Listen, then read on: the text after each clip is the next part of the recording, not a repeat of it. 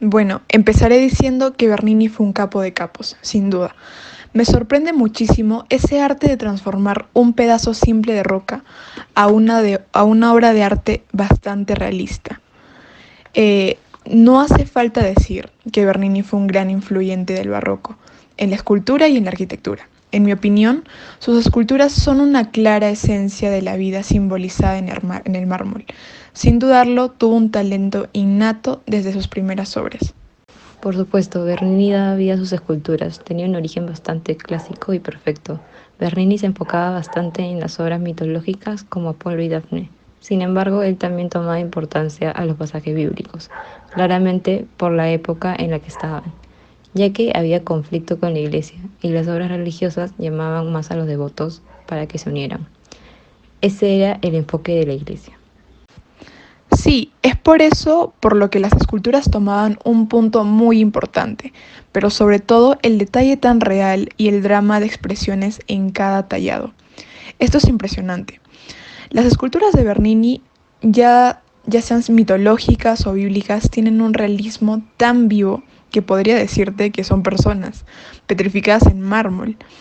Es muy bello cómo captura las expresiones y detalles de movimiento en vestimenta. Esto es asombroso.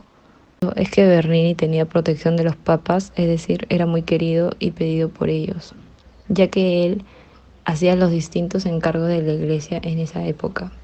Aproximadamente en 1623, una época importante para Roma, también fue muy importante para Bernini, ya que inició su carrera directa con el papado. Según Urbano VIII, quien era gran admirador de Bernini, dijo que él era el arquitecto encargado por Dios.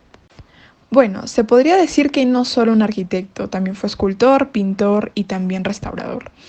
Algo que también quería decir es que veo bastante influencia de Miguel Ángel. Claramente son épocas distintas, y en mi opinión creo que el barroco favoreció a la escultura, ya que aquí el barroco no solo vemos la belleza y la perfección humana, ahora incrementó el detalle profundo, la sutileza en el contraposto o movimiento de telas. Aquí podemos admirar un poco más de belleza real, o sea, belleza pura. Concuerdo contigo, algo sorprendente es la expresión, en este caso el de la santa. Es una expresión muy bien captada, lo que significa el éxtasis. Esto de la expresión es mucho más notoria en Bernini que en Miguel Ángel. Sí, exacto. También en su escultura de Apolo y Dafne.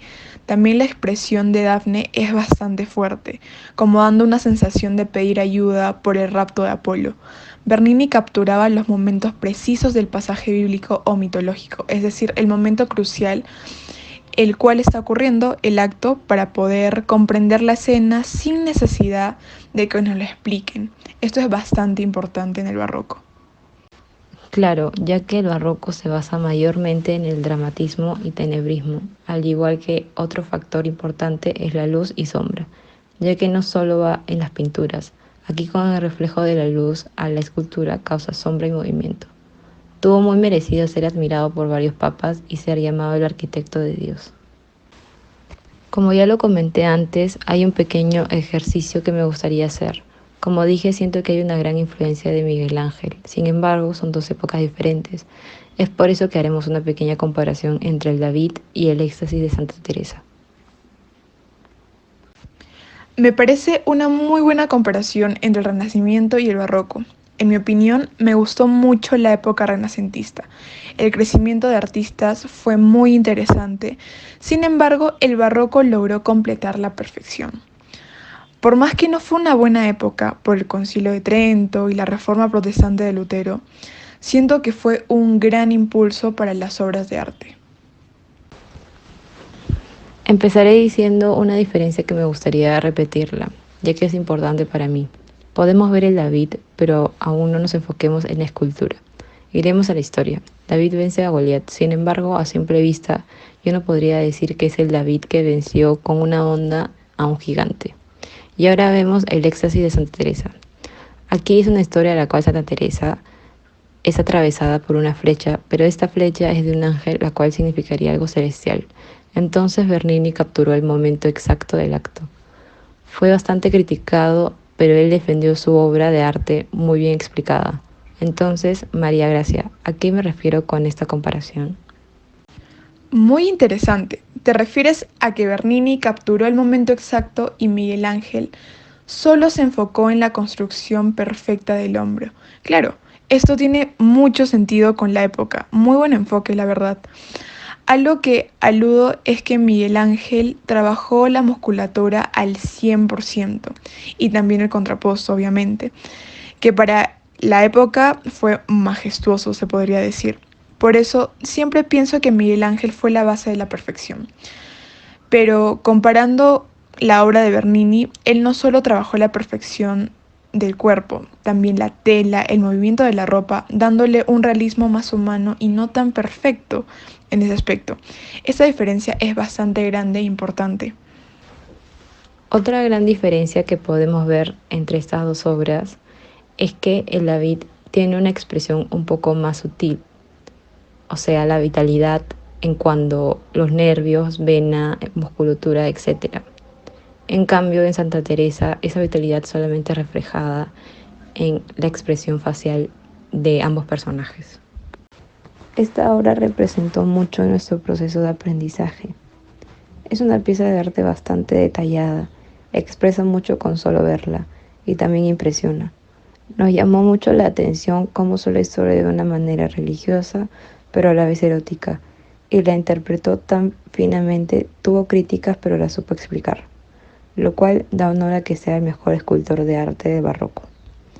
Si bien las expresiones son bastante notorias, son un poco exageradas, pero esto se debe a la época. En mi gusto y opinión, pienso que exageró mucho, sin embargo sigue siendo una obra perfecta. Bueno, llegando a una conclusión de este documental, nosotros hicimos una comparación bastante grande entre la historia 2 y historia 3, el Renacimiento y el arte barroco. Sin embargo, retrocediendo un poco más a historia 1, podemos ver una línea bastante extensa de lo bueno y lo malo que pasó en el arte, tanto también en arquitectura. Sin embargo, nos enfocamos más en el arte. Estos cursos no es solo para ver la perfección, lo más reconocido o lo más bonito del arte en general, de esculturas, mosaicos, de lo que pueda ser. Sin embargo, esto nos ayuda a reconocerlo, como en Arte 1, en Historia 1, podemos ver acerca de las pinturas rupestres, de las pinturas de los egipcios que usaban colores bastante intensos, o del arte bizantino, que usó en particular el dorado, que fue uno de lo que más clasificó, más enfocas y dices que es bizantino, los mosaicos, y hasta llegar al punto de que hemos llegado nosotros, que es la escultura que llegó a ser tan perfecta que no parece ser tallada en mármol o en piedra, parece ser tallada en un material bastante suave. Eso es lo que nos ayuda en el arte. Ha tenido que recorrer bastante época, bastante tiempo para llegar a una perfección. En caso, en nuestra particular opinión de ambas, decidimos que Bernini ha llegado a se podría decir una perfección completa. Tanto así de que él tuvo bastante influencia en Miguel Ángel, lo cual lo hablamos en el documental. Sin embargo, él mejoró. Miguel Ángel daba la perfección a la musculatura anatómica, era perfecto que un hombre o mujer tenga el cuerpo prácticamente marcado, tonificado. Sin embargo, Bernini ya no se enfocó en esto, como dijo mi compañera Carmen, Bernini se enfocó más en la viveza del rostro, las expresiones. Esto quiere decir que fue un cambio. No habrá sido un cambio bastante brusco como el bizantino, pero hubo un cambio. Esto quiere decir de que tuvimos que pasar partes, etapas, revoluciones, guerras, reyes, mandatos, para poder llegar a un tema bastante interesante y en mi particular hermoso, que es llegar a las obras de arte de Bernini. Esto se debe a la influencia y como el mismo Bernini enfocó, y no solo por su particular estilo, sino por el particular de la época. Él se enfocó en dramatizar más, expresar más, no solo los gestos, el movimiento, aumentar el contraposto más, un poquito más y movimientos, sino enfocarse en los rostros, las expresiones. Eso es lo que hizo Bernini, que causa bastante diferencia entre el Renacimiento, se podría decir. Bueno, llegando al final, se podría decir de que para cada artista hay un guía de algo que ya estuvo hecho. Es decir, toman un antecedente para poder hacer una creación. No es una copia, pero es un antecedente, una guía, una línea por la cual seguir y no retroceder, que está pasando desde el Renacimiento, se podría decir. Está mejorando, mejorando, mejorando para llegar a una calidad de arte casi perfecta. Es lo que tomamos y recopilamos de todas las historias que hemos llevado hasta ahora. Bueno, muchas gracias por la atención.